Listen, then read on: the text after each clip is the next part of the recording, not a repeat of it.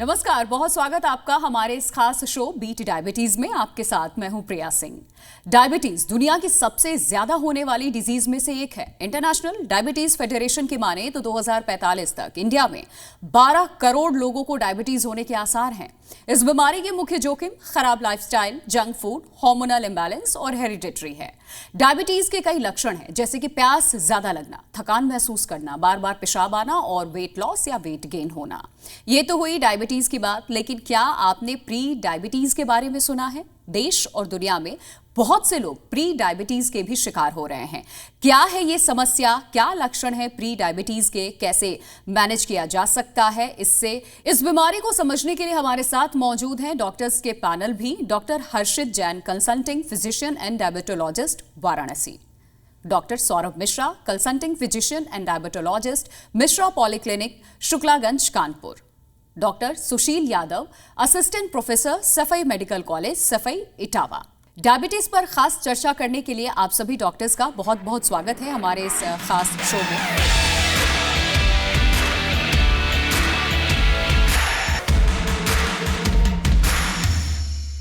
Doctor हर्षित, सबसे पहला सवाल मेरा आपसे है। भारत में डायबिटीज के बढ़ने और इससे होने वाले हेल्थ रिस्क के बारे में बात होती है, लेकिन प्री डायबिटीज के बारे में उतनी बात नहीं की जाती। प्री डायबिटीज कितनी गंभीर स्थिति है और इसके बारे में डायबिटीज की तरह क्यों नहीं बात की जाती है? इंडिया में डायबिटीज इस समय इतनी फैली हुई है, मगर अभी भी काफी हद तक लोगों को इसके बारे में जानकारी नहीं रहती है। बहुत बार होता है कि मरीज गंभीर हो जाते हैं, हार्ट की दिक्कत आती है या अलग कोई और परेशानी आ जाती है, तो उसके बाद जब जांच कराते हैं तब इसके बारे में पता चलता है। तो डायबिटीज ही जब इतनी मुश्किल देरी से लोगों को पता चलता है, तो प्री डायबिटीज पे लोगों का ध्यान ही नहीं जाता है कि इस तरह से भी हमें कुछ हो सकता है। तो पहली चीज तो इसकी इंफॉर्मेशन ही बहुत लोगों में कम है। पता ही नहीं है लोगों को कि ये भी कोई एक बीमारी या समस्या होती है। तो यहाँ तो फिर जागरूकता की बात आती है कि मरीज जब हम लोग के पास आते हैं, हम लोग उनको बताते हैं कि जांचें करवाते हैं और उसमें निकलता है इस तरह से, तो हम लोग उनको बताते हैं कि इस तरह से भी बीमारियां हैं जिसमें उन लोगों को सावधान रहना है या अभी से सतर्क हो जाना है, आगे और ज्यादा गंभीर बीमारियां ना होने के लिए। डॉक्टर सौरभ, इंडियन कॉन्टेक्स्ट में आप प्री डायबिटीज के बारे में डिटेल में बताएं और कौन से कल्चरल या लाइफस्टाइल फैक्टर्स हैं जो इसमें योगदान करते हैं? हमारा कल्चरल और रूटीन लाइफस्टाइल बहुत बड़ा इन्फ्लुएंस नहीं कर रहा है। मोस्टली सबसे ज्यादा इन्फ्लुएंस कर रहा है कि पहले हमें इसके बारे में नॉलेज होना चाहिए, प्री डायबिटीज है क्या। तो हमारे वो लोग जिनको की उत्सुकता है कि प्री डायबिटीज हम जाने, एक मापदंड आपको बताता हूं। कुछ एसोसिएशंस हैं, जैसे American diabetic association, research society for diabetes in India, जिसको हम लोग फॉलो करते हैं, आईडीएफ, इंटरनेशनल डायबिटिक फेडरेशन, इनके अपने एक मानक और एक मापदंड है। सबसे पहले तो जो हम बताएं, एक HbA1c एक टेस्ट होता है जिसको हम लोग ग्लूकोसाइलेटेड हीमोग्लोबिन बोलते हैं, जो कि एवरेज शुगर है लगभग 3 महीने का, अमूमन लेमैन्स लैंग्वेज में जो लोगों को समझ में आए। तो अगर हम जानते हैं HbA1c 5.7 के नीचे है तो इसको हम बोलते हैं नॉन डायबिटिक। और अगर हम कहते हैं अगर HbA1c 5.7 से 6.4 के बीच में, तो ये होती है pre diabetic conditions. Pre diabetes मतलब डायबिटीज होने वाली है, और 6.4 के ऊपर डायबिटीज कंफर्म है। तो वो लोग इंडिया में लगभग 9.8% लोग अभी ऐसे हैं जिनको की डायबिटीज हो गई है, और 9.8% लोग अभी ऐसे हैं जिनको की प्री डायबिटीज है, और इनको हम डायबिटीज होने से बचा सकते हैं, रोक सकते हैं, डायबिटीज होने में एक्सटेंशन दे सकते हैं। तो हमारे को यह जानना जरूरी है कि कौन सी मुख्यतः ऐसी आदतें हैं जिसकी वजह से प्री डायबिटीज डेवलप होता है। तो थोड़ा सा पीछे जाना होगा इसकी पैथोफिजियोलॉजी में। हमारा बॉडी जब वेट इकट्ठा कर रहा होता है तो ट्विन हाइपोथेसिस डेवलप होता है। पैंक्रियाज में फैट बनने की वजह से इंसुलिन का सिक्रीशन कम होता है, लीवर में फैट बनने की वजह से इंसुलिन का एक्शन कम होता है, और ये प्री डायबिटीज की जनक है। डॉक्टर सुशील, अक्सर प्री डायबिटीज के लक्षण नोटिस नहीं होते। क्या आप उन चैलेंजेस के बारे में बता सकते हैं जिनका सामना प्री डायबिटीज के लक्षणों को पहचानने में करना पड़ता है?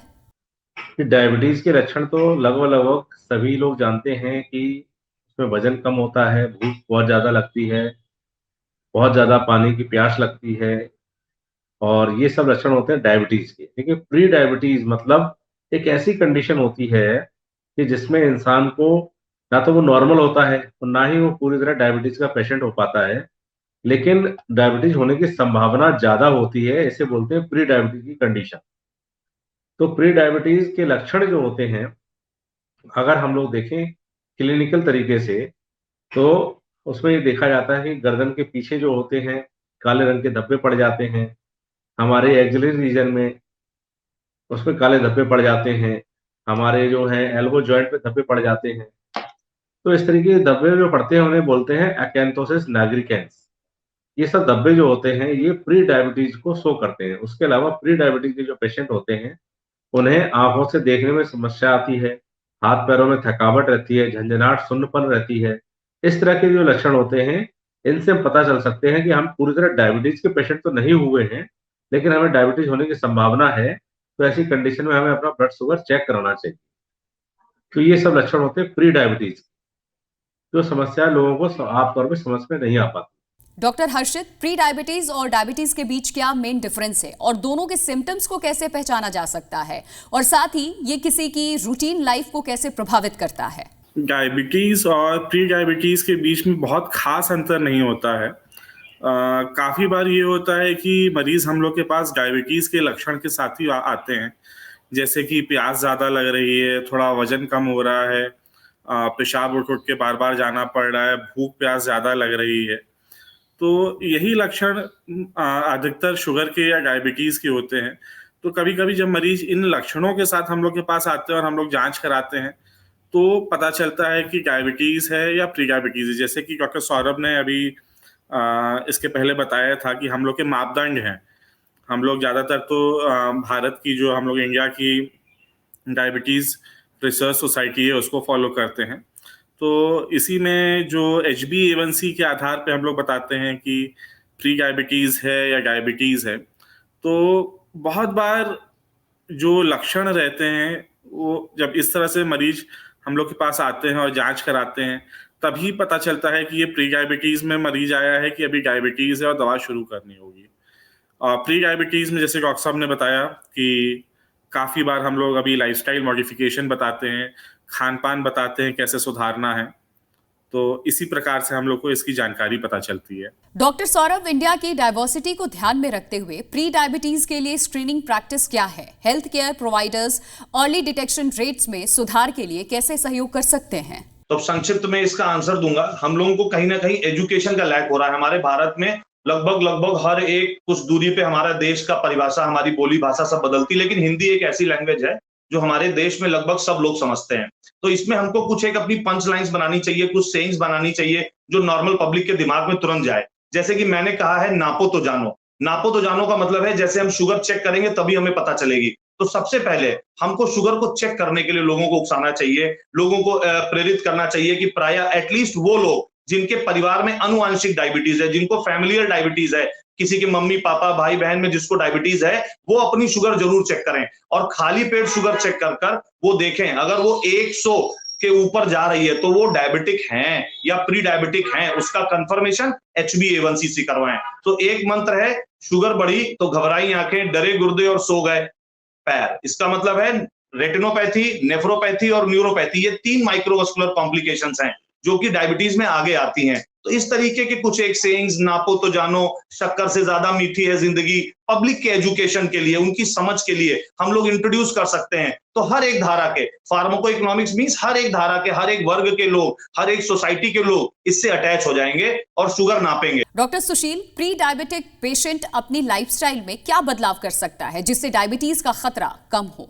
प्री डायबिटीज बेसिकली मैं इसमें एक लाइन और जोड़ूंगा कि प्री डायबिटीज हम बोलते कब हैं कि प्री डायबिटीज जब खाली पेट शुगर आपका 100 मिलीग्राम डेसीलीटर से ज्यादा हो और 126 मिलीग्राम डेसीलीटर से कम हो और खाना खाने के बाद का शुगर लेवल अगर 140 मिलीग्राम डेसीलीटर से ज्यादा हो और उसके बाद 200 मिलीग्राम डेसीलीटर से कम हो, तो ये जो रेंज होती है ये प्री डायबिटीज रेंज में आती है। डायबिटीज हम बोलते हैं जब 126 मिलीग्राम डेसीलीटर से ज्यादा हो खाली पेट और खाना खाने के बाद 200 से ज्यादा हो, या HbA1c जो है आपका 5.7 से लेकर के 6.4 के बीच में है, ये प्री डायबिटीज रेंज है, और 6.5 के ऊपर बोलते हैं डायबिटीज। तो हमें लाइफ स्टाइल मॉडिफिकेशन करने में बहुत मतलब लाभ मिल सकता है प्री डायबिटिक पेशेंट में। और लाइफ स्टाइल में क्या करना है, एटलीस्ट 30 मिनट की जो है वॉकिंग करनी है हफ्ते में कम से कम 5 दिन तक। उसके अलावा हमें जो है जो डाइट लेते हैं, डाइट में हमें एल्कलाइन फ्रूट्स लेने चाहिए, एल्कलाइन फूड खाने चाहिए। इस तरीके का अगर हम बदलाव करेंगे तो प्री डायबिटिक पेशेंट्स जो है निश्चित तौर पे नॉर्मल पर्सन में वो कन्वर्ट हो सकते हैं। वो डायबिटिक की तरफ जा रहे हैं वहां ना हो करके वो नॉर्मल बन सकते हैं। ये बदलाव हमें करने पड़ सकते हैं। डॉक्टर हर्षित, हेल्थ प्रोफेशनल्स पेशेंट को कैसे पर्सनल सपोर्ट दे सकते हैं हेल्दी लाइफस्टाइल मेंटेन करने में, जैसे डाइट सुधारना या फिजिकल एक्टिविटी बढ़ाना? बहुत ही अच्छा क्वेश्चन है मैम। इस बात पे हम लोग की हमेशा चर्चा रहती है, चाहे हम लोग अपने कलीग से बात करते हैं, दोस्तों से बात करते हैं या मरीजों से बात करते हैं कि कैसे इसको सुधारा जा सकता है। तो इसका एक ही जवाब है कि हम लोग को, मरीजों को या जिसको भी प्री डायबिटीज़ है, डायबिटीज़ है, हमेशा प्रोत्साहित करना चाहिए कि कुछ कसरत करें, कुछ वॉकिंग करें, रेगुलर में अपनी लाइफ में एक्सरसाइज को लाना है, कसरत को लाना है।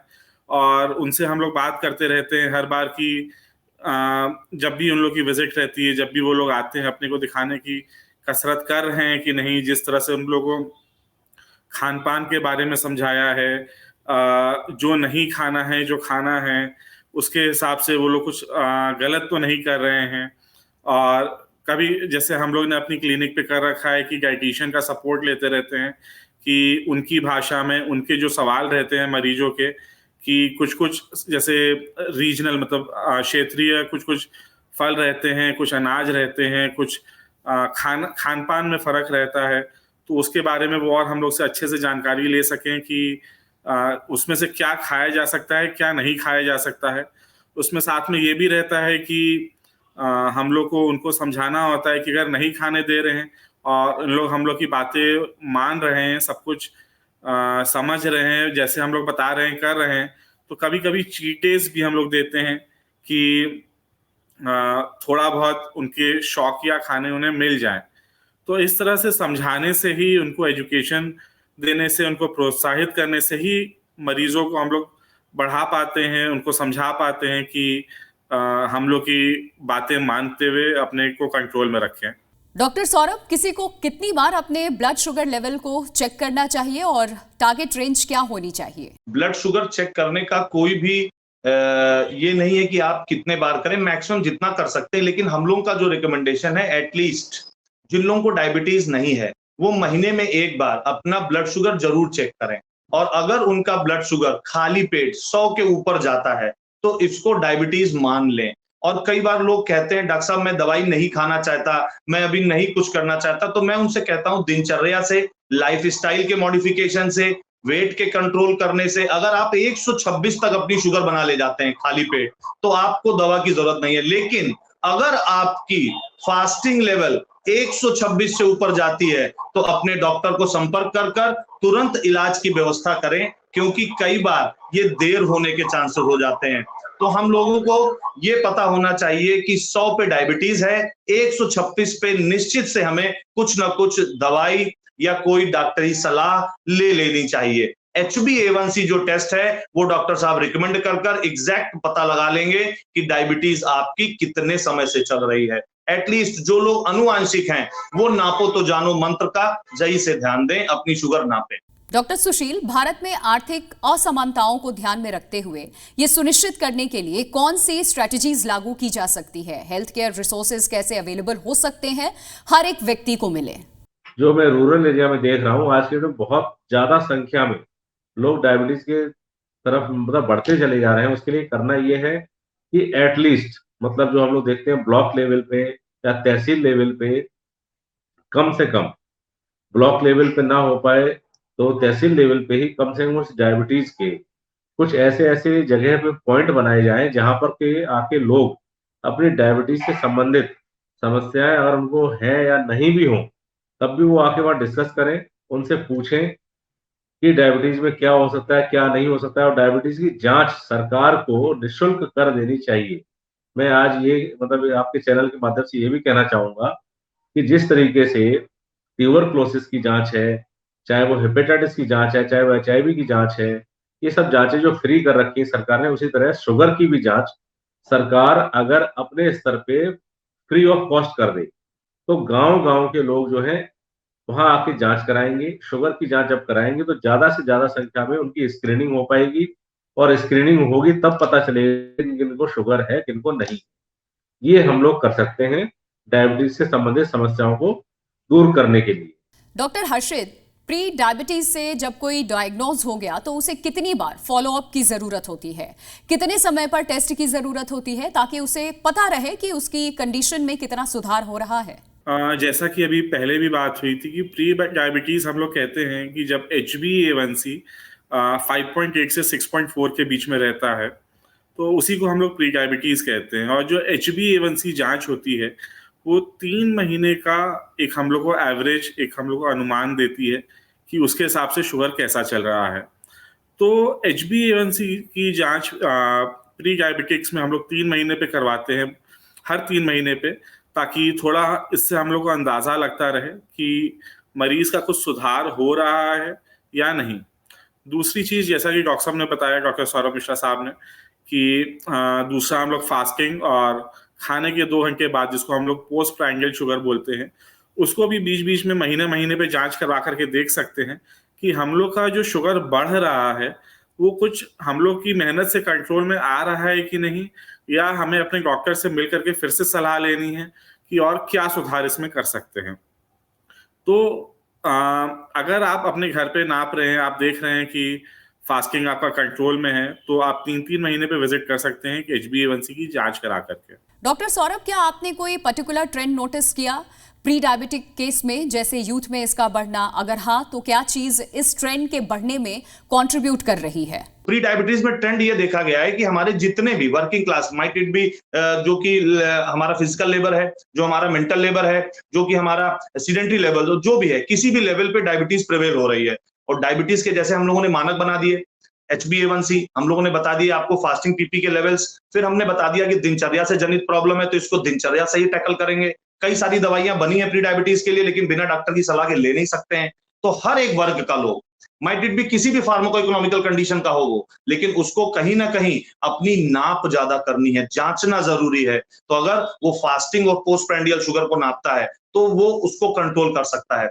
मेन जो हमारे पास प्रॉब्लम मुद्दा आती है कि हम लोग जितने यंग लोग हैं, कई बार हमारा लाइफ स्टाइल इतना सीडेंटरी होता है कि हमारा स्क्रीन टाइम बढ़ जाता है। मोबाइल देखने का समय, टीवी देखने का समय हम ज्यादा यूज कर रहे हैं, हमारा सीडेंटरी लाइफ स्टाइल ज्यादा हो रहा है। इसके कारण हमारे देश में प्री डायबिटीज पहुंच रही है। और जैसे जैसे प्री डायबिटीज हमारे यंग लोगों में आ रही है और वो उसका ध्यान अगर नहीं रखते हैं, क्योंकि उस टाइम पे बॉडी में एनर्जी है, बॉडी में बहुत ज्यादा उनके एनर्जी है, तो उसको कई बार हम लोग नहीं समझ पाते हैं। इसमें हमको सबसे ज्यादा एजुकेशन प्रोग्राम्स की जरूरत है। डेफिनेटली हर एक वर्ग के लोग, जो कि यंगस्टर्स हैं, हमारा जो मिडिल एज पीपल हैं, या हमारे ओल्ड एज पीपल हैं जिनको अभी तक डायबिटीज नहीं हुई, कोई भी इस कैटेगरी में लैंड अप कर सकते हैं, जिसको प्री डायबिटिक बोल रहे हैं। और ज्यादातर वो ओबेसिटी जिनका की तोंद आगे की तरफ से, हमारे भारत में पैर और हाथ पतले होते हैं लेकिन ट्रंकल ओबेसिटी ज्यादा है, तो ट्रंकल ओबेसिटी वाले लोग जिनका छाती के बाहर पेट आ रहा है, वो लोग ज्यादा सचेत होकर अपनी जांचें कराएं। और उसमें अगर प्री डायबिटीज पाई जाती है तो उचित कदम आहार द्वारा और एक्सरसाइज द्वारा निभाएं, और फिर न्यूट्रिशनिस्ट या डॉक्टर की मदद लेकर इसमें लड़ाई में आगे आएं। डॉक्टर सुशील, मेरा आखिरी सवाल आपसे है, डाइवर्स हेल्थ केयर इंफ्रास्ट्रक्चर की वजह से टेलीमेडिसिन और टेक्नोलॉजी कितना सपोर्ट कर सकते हैं, जिससे कोई भी इंडिविजुअल आसानी से इसे मॉनिटर कर सके गांव देहात और रिमोट एरियाज में? टेलीमेडिसिन का बहुत बड़ा रोल साबित हो सकता है अगर इसको अच्छे ढंग से लागू किया जाए कि गांव-गांव पे, मतलब ज्यादा नहीं तो 5-5 गांव के लेवल पे, 5-5 गांव के लेवल पे एक टेलीमेडिसिन का सेंटर बनाया जाए। हमारे देश में इतने गांव हैं, तो हम लोग हर गांव में तो नहीं जा सकते हैं, ना ही हर पर्सन तक पहुंच सकते हैं। तो हम लोग 5-5 गांव के लेवल पे एक टेलीमेडिसिन का सेंटर बनाएं, और उस सेंटर पे अगर इंटरनेट फैसिलिटी के साथ में या फिर नेटवर्क मोबाइल का जो चलता ही है, उसको हम क्या करें कि हम कनेक्ट कर दें किसी आस-पास के जिला अस्पताल से या किसी मेडिकल कॉलेज से कनेक्ट कर दें। तो उस टेलीमेडिसिन सेंटर पर आकर के 5-5 गांव के लोग हर हफ्ते, ज्यादा नहीं मैं मतलब बोलूंगा कि जो फैक्ट्स हैं हमें उन पे काम करना चाहिए कि हर संडे आकर के लोग आकर के वहां बैठें और अपने उस कनेक्टिविटी के द्वारा, टेलीमेडिसिन के द्वारा जिला अस्पताल के डॉक्टरों से या मेडिकल कॉलेज के डॉक्टरों से कनेक्ट हो जाएं और अपनी डायबिटीज से संबंधित समस्याओं को पूछे, जो दवाइयाँ वो प्रेस्क्राइब करेंगे, जो बताएँगे उनको खाएँ। तो ये टेलीमेडिसिन का बहुत बड़ा रोल साबित हो सकता है डायबिटीज से संबंधित समस्याओं को दूर करने में।